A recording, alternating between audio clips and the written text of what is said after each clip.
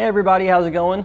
Today we're going to be going over and showing you how to install the CURT T-connector trailer wiring harness here on our 2018 Ford Taurus.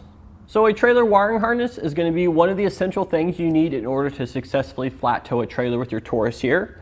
Now in addition to this, you're going to need a trailer hitch as well as a ball mount and hitch ball, which we do sell here at etrailer.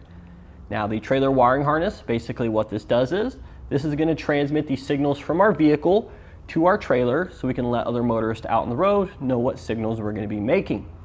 A lot of times some of our camper trailers, those large boxy trailers, actually block the taillight signals on the vehicle.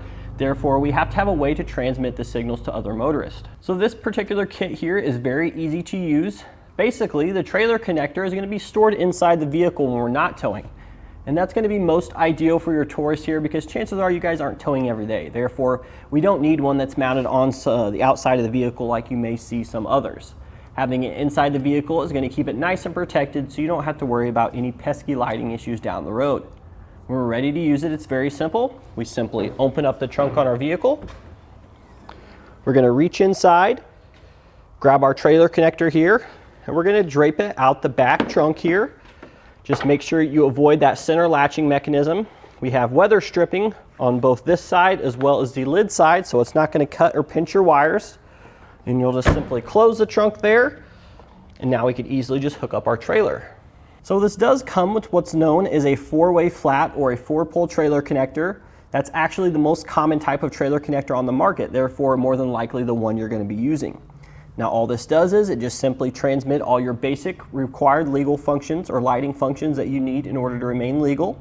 So we have our running light circuit and our stop and turn signal circuits for both the driver and passenger side.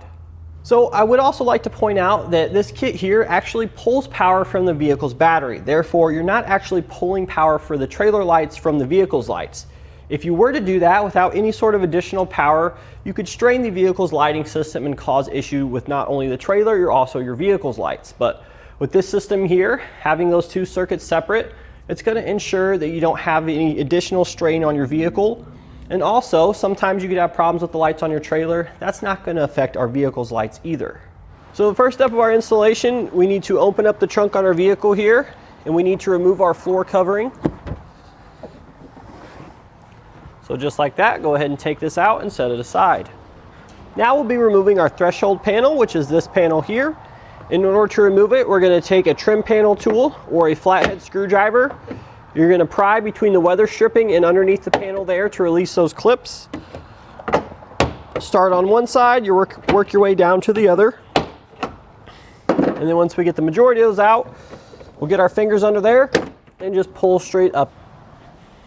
Peel back this fabric here to reveal the taillight connectors behind here. So in order to do this, we're going to start with our trim panel tool. We're going to have a few of these little push fasteners here we need to remove. There's one up top there. There's one at the bottom here. And then we have one tucked back here as well. Once we get those three things out, we're going to unscrew our cargo hook. Then we're going to have two more fasteners at the top here, these little things. We'll just unscrew those.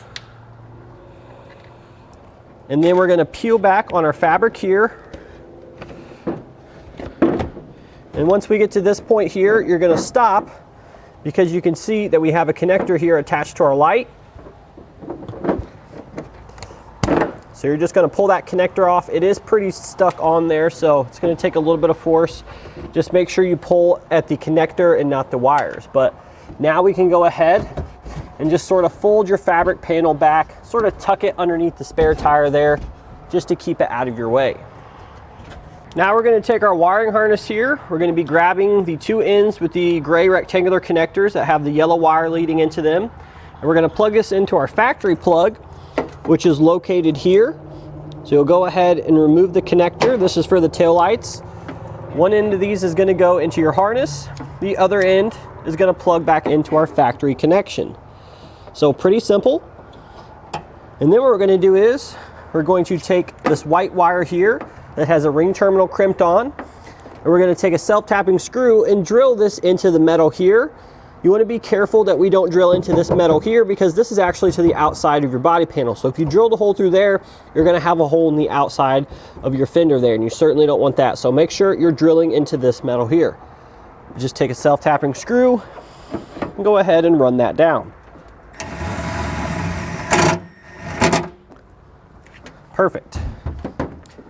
Once we have the ground secured, we're going to take our converter box here, along with the double-sided tape, the pad of double-sided tape that comes in your kit. Peel off the backing, stick it to the converter box, then peel off the other side and attach it to a flat surface inside the vehicle here. There's a nice flat surface sort of in this little pocket here, so that's what we're going to use. And just make sure you hold it there for a couple seconds so it gets good adhesion. So now for our other two connectors here that have the green wire going to them, we're going to route this down sort of on the back of this panel all the way over to the passenger side. And then we're going to repeat those same few steps about removing half of this fabric liner here and making your connection. So everything is the exact same as the ones we just showed you, except it's on the other side of the vehicle.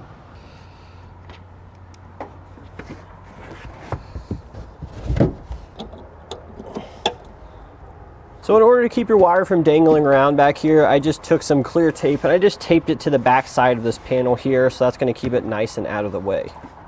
So now the last connection we need to make inside the vehicle here is going to be our power wire. So you should have a about 12-inch section of wire coming off your converter box, this black wire here.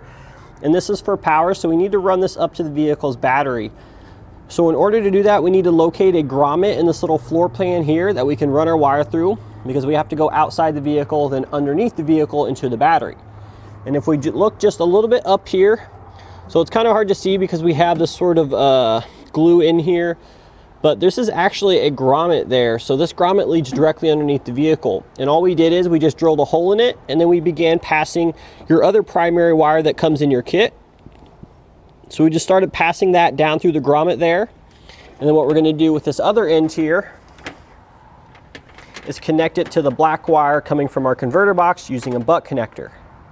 So I do recommend sort of shoving all of your wire down in that hole there, because you don't know how much you're going to need. So I would leave yourselves enough to connect it to this wire here, but not too much. All right, so here's our butt connector. Go ahead and place it in our crimpers, and then we'll just attach it to the end of the black wire. Crimp it down there so it's nice and secure. Make sure your wire doesn't pull out. And then the other end we're going to attach to the power wire that we routed through the grommet. So for this one, you're going to have to strip some of the jacket off of.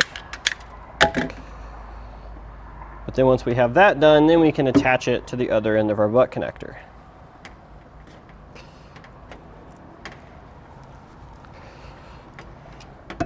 And there we go. Now we're going to take our trailer connector here, and I'm just going to sort of store it in the center of the spare tire here for now. So now we'll go ahead and re-secure our panel here over on the driver's side, but make sure you re-plug in your light here.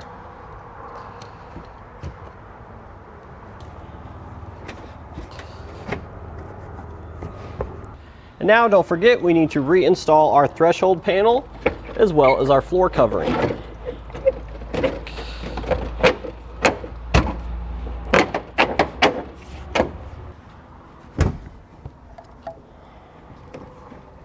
So now that we're underneath the vehicle here, we're going to take that wire that we routed down through that grommet earlier, and we're going to run that all the way to the front of the vehicle where our battery is located.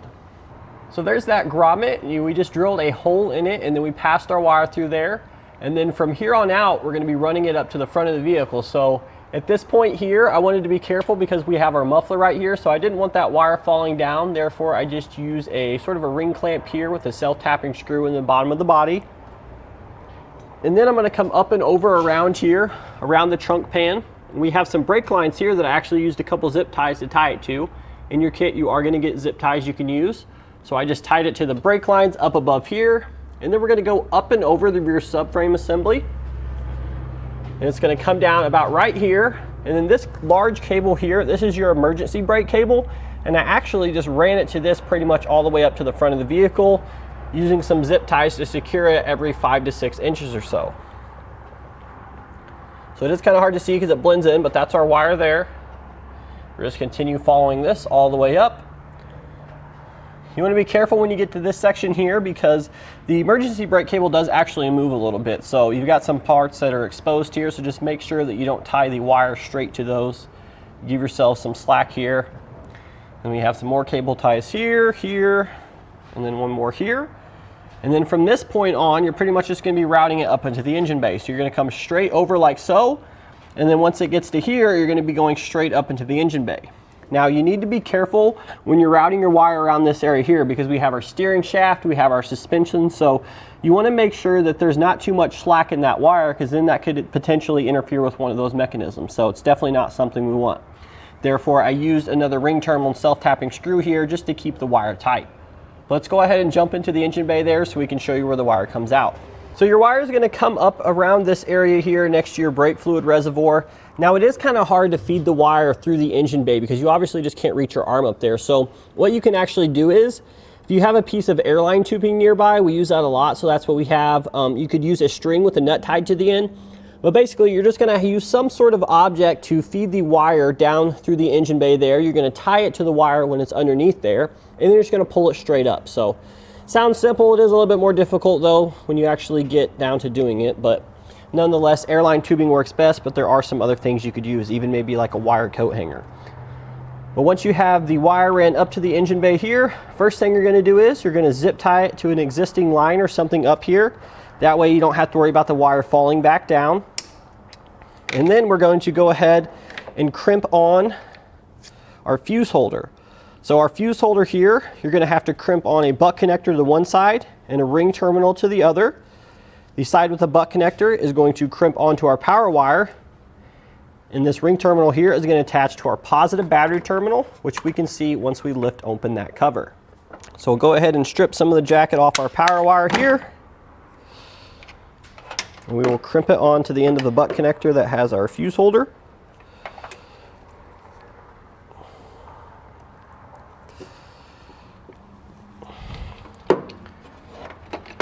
And then once we get that crimped on, we're going to take a 10mm socket. We're going to be loosening this nut here. Make sure you don't lose the nut into the engine bay there. I've done that plenty of times. And then we're just going to simply attach the ring terminal to that same stud there. And then we'll re-secure it with our factory nut. And make sure you go ahead and re-tighten down.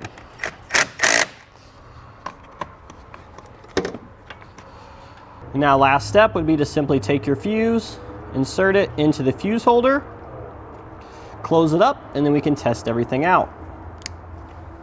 We're using a little simple 4-pole plug-in tester, which we do sell here at eTrailer. But if you guys don't have one of those, you could easily just use your trailer as well. Now keep in mind, if you do use your trailer, any issues with the trailer are going to carry over to our testing on the vehicle. Now with that being said, let's go ahead and run through our signals now with our vehicle started. Got the brakes, left turn, right turn, and running lights. So there we go. Now we know everything's hooked up and working correctly. And now that everything's working correctly, that's going to do it today for our look and installation of the CURT T-connector trailer wiring harness here on our 2018 Ford Taurus.